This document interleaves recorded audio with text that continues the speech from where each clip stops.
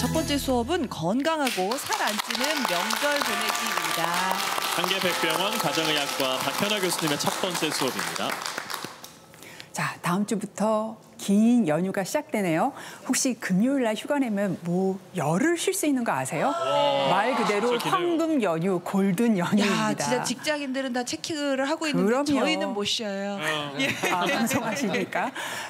직장인들은 이 기간에 정말 푹 쉬어봐야지 이렇게 생각하시고 직장 다니지 않는 분들도 연휴가 길면 마음이 좀 여유로워지시잖아요. 그래서 다들 설레면서 기다리고 있는데 이렇게 길게 쉬면은 더 건강해져서 우리가 연휴를 끝내야 되는데 실상 그렇지 못하다는 거 다 알고 계시나요?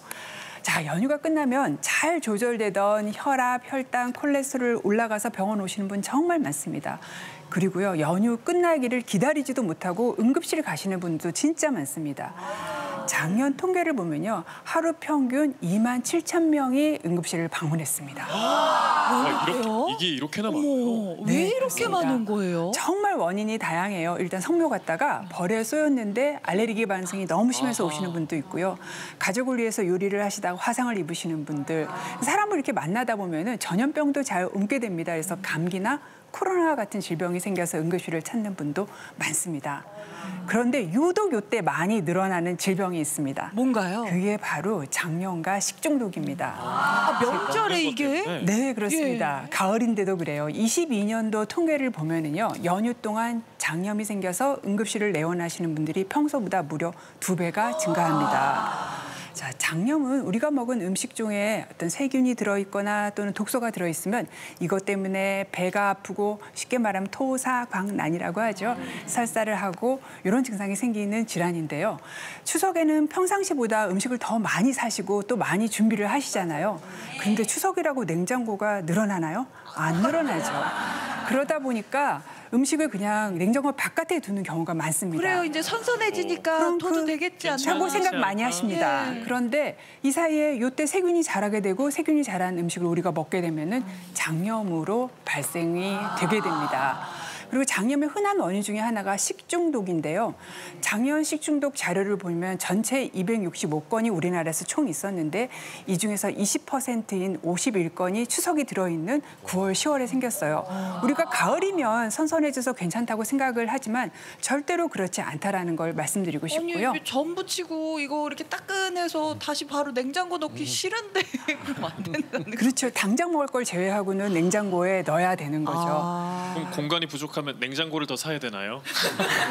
그 방법을 제가 알려드리도록 하겠습니다. 자, 명절 기간에 장염이랑 식중독으로 고생하지 않으시려면 우선 냉장고 안에 보관을 해야 되는데요.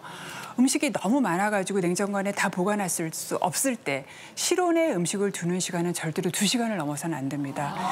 이때부터는요, 세균과 바이러스가 기하급수적으로 늘어나서 식중독과 장염의 위험도 정말 증가됩니다. 또 어머님들이 이제 음식이 굉장히 아까우니까 음식이 쉬었는지 보려고 냄새 일단 맡아보십니다.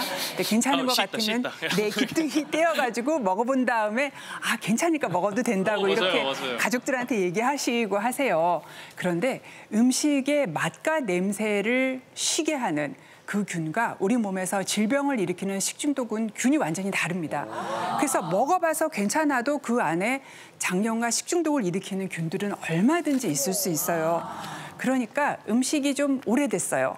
그리고 또 내가 좀 보관을 잘못한 것 같은 그런 느낌이 드는 그런 음식들은 사실 맛봐서는 알 수가 없기 때문에 그냥 미련 없이 버리는 게 가장 좋습니다. 고기도요? 아까 박철규 아나운서가 물어보신 질문에 대한 답을 드리면 가장 답은요, 냉장고에 들어갈 만큼만 음식을 적당량 준비하세요.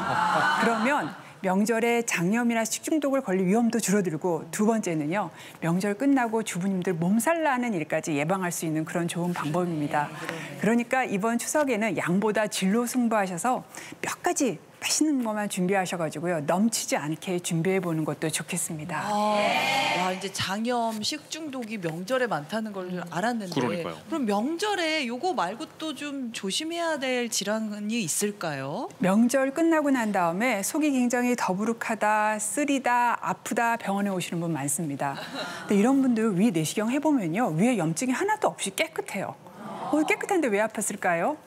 위가 이렇게 헐지도 않고 위에 염증도 없고 궤양도 없는데 위가 되게 불편한 증상이 생기는 질환이 바로 있습니다. 말 그대로 위가 기능을 잘 못해서 생기는 질환이라고 해서 기능성 위장 장애라고 합니다. 그런데 이게 특히 명절 후에 많은 이유가 있습니다. 이유는요, 명절 음식이 굉장히 기름집니다. 그리고 평상시 안 먹던 기름진 단백질 식품도 굉장히 많이 드시게 되거든요. 그 주부님들 다 명절에 장 볼 때 항상 사시는 거 있어요. 1.8리터짜리 식용유. 맞아요. 그거 사시고요. 예, 그거 다 쓰시잖아요. 전 부치시느라고 다 쓰십니다. 그만큼 명절 음식은 조리할 때 기름이 굉장히 많이 들어있고 또 그리고 음식 자체 식재료도 굉장히 기름진 거를 많이 사시게 돼요. 근데 이런 음식들은요, 탄수화물 음식보다는 확실히 소화가 덜 됩니다. 그게 다 우리 위장관에는 부담이 되죠. 근데 이런 음식을 드시면서 게다가 많이 먹게 되면은 위장관에 무리가 더 가겠죠. 그래서 어느 순간에 위장관이 더 이상 일을 못 하겠어 하고 스트라이크를 일으키는 질환이 바로 기능성 위장 장애입니다. 증상이 심할 때는요, 위장관 운동을 도와주는 약물을 쓰셔야 합니다. 그러면 근데 명절이라서 먹을 수 있는 건데 역시 덜 먹는 수밖에 없나요? 덜 먹는 것도 중요한데요. 내 위가 스트레스 받지 않게 하기 위해서는 규칙적으로 식사를 해주셔야 돼요. 물론 음식을 조리할 때 기름을 덜 사용하시고 식재료를 좀 살코기 같은 거 사용하면 더 좋기는 하지만 절대적으로 드시는 양이 많으면 이게 문제가 일어나게 됩니다. 그래서 우리 한가위 때 이런 얘기 하잖아요. 더도 말고 덜도 말고 한가위만 같아라라고 얘기하는 것처럼 저도 여러분한테 이렇게 말씀드리고 싶어요. 더도 말고 덜도 말고 딱 평상시만큼만 드세요. 그게 어떻게 돼요? 특별하다고 너무 많이 드시게 되면은요. 그리고 또 밤늦게까지 드시게 되면은 위장은 큰 스트레스를 받습니다. 그리고 어떤 분들은요. 위 안에 음식물이 남아있는 채로 이렇게 주무세요. 그러면은 자는 동안 이 음식물이 위산을 바른 채로 식도로 올라가게 됩니다. 그럼 역류성 식도염까지 더해져서 더 불편할 수가 있습니다. 자, 그렇지 않기 위해서 해야 되는 거는 아침, 점심, 저녁을 규칙적으로 드셔야 돼요. 그래서 내 위장이 지금 음식이 들어오겠다, 지금 음식이 얼마나 들어오겠다라는 걸 예측할 수 있게 해주셔야 위장의 스트레스를 덜 받습니다. 예, 규칙적으로도 먹는데 사실 말씀하신 대로 뭐 기름도 많이 하고 전도 기름지고 이 갈비찜도 기름지고 명절 음식 기름지잖아요. 네. 적당히 먹는다고 먹어도 이게 살이 찌더라고요. 명절 끝나면은 이게 제가 분명히 다다음 주에 입안해질 것 같다는 걱정이 벌써 드는데 활동량도 주니까. 이거 살 안 찌는 방법 뭐 없을까요? 보통 뭐 찌시는 분 한 2, 3kg는 굉장히 뭐 3, 4일만 해도 쪄서 오시더라고요. 그럼요. 하루만 해도 찝니다. 그래서 가장 많이 걱정하시는 게 명절에 살찌는 겁니다. 그리고 내가 만약에 혈압이라던가 당뇨, 동맥경화 같은 벌써 만성질환을 가지고 계신 분들은 이 기간 동안 식사를 어떻게 했느냐 또는 흐트러지게 식사를 하시게 되면 건강 문제도 생길 수 있기 때문에 더욱 주의하셔야 되는데요. 우선 명절에 먹는 음식들의 칼로리를 좀 확인하셔야 돼요. 그래서 제가 한번 풍성하게 상을 여러분을 위해서 차려봤습니다. 보여드리겠습니다. 명절이라면 뭐 요 정도는 드셔야 되지 않을까라고 생각이 드는데요. 여기에 김치, 나물, 네, 김치, 나물 있죠? 지금 네. 상이 너무 많이 보여요. 제가 볼 때. 어머나 선생님 대략 몇 칼로리 정도 드신다고 추정하세요? 이게 여기 뭐 떡이나 뭐 식혜 수정과 이런 네, 건 여기 있는 없으니까 것만. 여기만 네네네. 한 그래도 명절이니까 한 1000칼로리는 넘을 것 같긴 아니 뭐 한데. 이거 국, 밥, 나물 있고. 아니 근데 메인 고기 음식 하나에. 합체 고기 전이 있으니까 1000칼로리 넘는다고 전 봅니다. 보통 이렇게 먹는데요. 잘 드시네. 이 정도 먹을 수 있지 않나요? 칼로리 보여드리겠습니다. 일단 갈비찜은요 4조각 드셔도 거의 500칼로리입니다. 4조각. 조기 2마리 기름에 약간 구우면은 조기가 저렇게 많이 나가요? 460칼로리입니다. 보통 기름에 구우시잖아요. 그리고 잡채 한 접시 다 드시면 거의 300칼로리고요. 모듬전 100g만 드셔도 200칼로리입니다. 여기 보통 나물 볶으면 60칼로리고요. 밥도 드셔야 되죠. 300칼로리. 국도 한 그릇 소고기국으로 드시면 120칼로리입니다. 꽤 많으시죠? 그래서 다 합치면 거의 1900칼로리인데요. 이게 감이 안 오시죠? 1900칼로리가 이거 어느 하루 정도인지. 권장량 그렇죠. 보통 성인 남녀의 하루 권장량이 평균 한 2,000칼로리 됩니다. 이렇게 드시면 우리 한 끼 식사로 하루 먹을 거 다 드시는 거예요. 이거 다 드시고 또 식혜 드시고 송편도 그렇죠. 네, 추석이니까 송편 드셔야 먹고 되죠. 나서 이제 살짝 낮잠을 잤다가 이제 출출하네 하고서는 이제 다음 칼로리 못 본 걸로 할래요. 그래서 이렇게 드시게 되면 명절 지날 때마다 허리둘레가 조금씩 더 늘어나게 됩니다. 그리고 한 세 달 있으면 또 설도 되잖아요. 네. 그럼 어떻게 하면 좀 살이 덜 찌게 먹을 수 있을까요? 네, 그래서 제가 제안드리는 바람직한 추석 상차림은요. 맛있는 음식을 포기를 할 수가 없잖아요. 예. 양을 조금 줄여 드시는 거예요. 그래서 약간 서운하다 느낌 들 정도로 드셔야 되는데 그래서 적당량을 제가 보여드리면은요 상을 한번 다시 차려보도록 하겠습니다. 이것도 조금 아쉬웠는데. 네, 갈비찜은요 4개 드시지 마시고 2개만 드세요. 아니 그다음에 약간 서운한 게 아니라 나무로 너무 서운한데요. 기름에 볶지 말고 묻혀서 드시고요.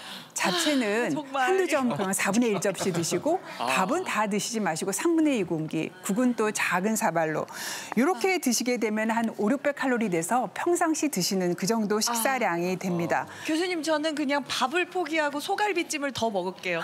네, 그럼 밥을 조금 더 줄이시고 소갈비찜을 한 조각 더 드시는 걸로 하겠습니다. 이게 좀 아쉽지만 그래도 건강하게 좀 지내기 위해서 하는 예. 방법이니까. 근데 또 네. 이런 거 말고 방법 없을까요? 그러면 또 그러세요. 그러면 이 소갈비찜은 먹는데 전은 언제 먹느냐? 그러면 구이는 언제 먹냐 하시는데 그럴 때는 이제 다음 끼니에 갈비찜을 내려놓으시고 생선을 올려놓으시고 다음 끼니는 내려놓으시고 이제 전을 올려놓으시면 됩니다. 그러면은 이제 명절에 살 안 찌기 위해서 이렇게 제안을 해주셨는데 정말 이렇게 좀 쉽게 더 할 수 있는 방법 없을까요? 이거는 네. 좀 참아야 되는 거잖아요. 이게 이제 가족 모여 앉으셔서 크게 음식을 접시도 놓고 나눠서 드시잖아요. 그럼 내가 얼마나 먹었는지 알기가 어렵습니다. 그래서 그때는 뷔페 접시 같은 거 하나씩 마련하셔서 접시에 한번 덜어요. 그렇게 해서 드시면 내가 얼마나 먹었는지 알 수가 있고 앞으로 얼마나 먹을 수 있는지도 알 수가 있어서 양을 가늠을 할 수가 있습니다.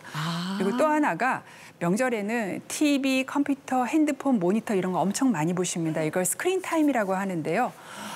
집에서 계속 엉덩이 딱 붙이고 TV 예능 프로 보시고 영화, 드라마 이런 거 보시면 햇빛을 안 찌게 되면요. 우리는 되게 기분이 나빠집니다. 그리고 생체 리듬이 흐트러져요. 그래서 연휴 기간에는 좀 볕 좋은 시간에 가족과 함께 가까운 곳으로 주변에 굉장히 동네에 산책할 곳 많아졌잖아요. 나가서 가족과 함께 좀 몸을 같이 움직이시면서 대화를 하시면 더 의미 있는 명절이 될 수 있습니다. 그러니까 쉰다고 너무 집에만 있지 마시고 좀 산책도 활동을. 하면서 걸으면서 또 이야기도 나누면 더 아마 생산적인 그런 대화가 네. 더 될 수 있을 것 같아요. 자, 질문이 왔습니다. 박현아님 그 교수님께 질문을 좀 드리겠습니다. 이게 아까 제가 조금 전에 한 얘기랑 좀 비슷한 것 같아요. 작년 명절 연휴에 쉬면서 밤낮 없이 놀고 먹다 보니까 생체 리듬이 무너졌습니다. 연휴 끝나고 너무 힘들었어요. 다시 생체 리듬을 되돌릴 수 있는 방법이 있을까요? 라는 질문이네요. 네, 연휴 끝나고 피곤한 대부분의 이유는 생체 리듬이 깨져서 그렇습니다. 대부분 불규칙적으로 자고 먹고 마시고 움직이는 게 원인이에요. 그래서 일단 생체 리듬이 깨지고 난 다음이다 하면은 연휴 마지막 날이라도 평상시랑 같은 시간에 일어나서 같은 시간에 식사를 하시면 이렇게 느슨해진 생체 시계를 다시 이렇게 되감는 그런 역할을 할 수가 있고요. 그런데 더 좋은 거는 연휴 기간 중에 무너지지 않는 게 더 좋죠. 그러기 위해서 가장 중요한 건 뭘까요? 뭘까요? 네. 알려드리면 네. 아침에 같은 시간에 일어나시는 거예요. 평상시랑. 우리 여러분 명절 연휴에도 아침마당 생방송으로 함께 하시면 예, 알람 흐트러지지 않을 맞춰두시고요. 거예요. 예. 그런데 어떻게 연휴 기간에 그 시간에 일어나냐 이렇게 얘기하시잖아요. 그랬을 때는 조금 더 주무실 수 있는데 그 시간이 1시간을 넘어가면 안 됩니다. 그러면 식사도 또 불규칙적으로 하시게 되고요. 늦게 일어나면 그날 밤에 또 늦게 주무시게 돼서 악순환에 빠지게 됩니다. 혹시 연휴 기간에 수면을 조금 더 보충하시고 싶으시면 늦게 주무시는 것보다는 일찍 일어나는 것보다는 일찍 주무시는 게 훨씬 좋습니다. 밤늦게 자는 것보단 일찍 주무시는 걸 권한다. 네. 알겠습니다. 명절 연휴를 조금 더 건강하게 보낼 수 있는 방법 첫 번째로 알아봤습니다. 네. 고맙습니다.